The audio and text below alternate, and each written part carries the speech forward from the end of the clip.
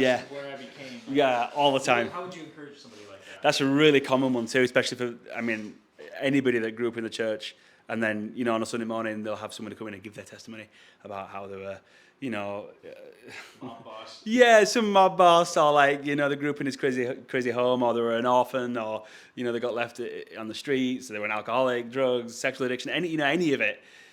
And you're like, oh man, I think I need to go do some of that stuff just so I've got a testimony, because it's way more powerful, if God saved me from something. The reality at the end of the day is that, I hope everyone believes in original sin. I hope we're not Catholics, and I hope you realize that you were born destined for hell, which is a really sad truth. But, by nature of being born post-Adam, well, you take on Adam's sin, and Adam's sin means that we all go to hell.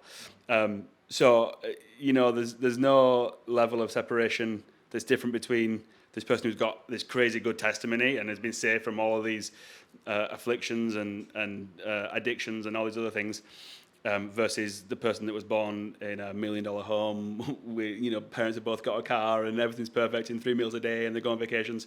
They're also, destined for the same thing. Sadly, often the reason that we get excited about the testimonies is because actually there's an understanding from those people of just how bad they've got it, and so they're the quickest to reach out for help, and the quickest to reach out for a savior. Whereas the person that's seemingly got it all good and they're living the American dream, they're not as eager to reach out for help or for a savior. So to the person that thinks that they don't have a testimony, I think that's a tough one, and I get it. My kids are going to probably feel the same way.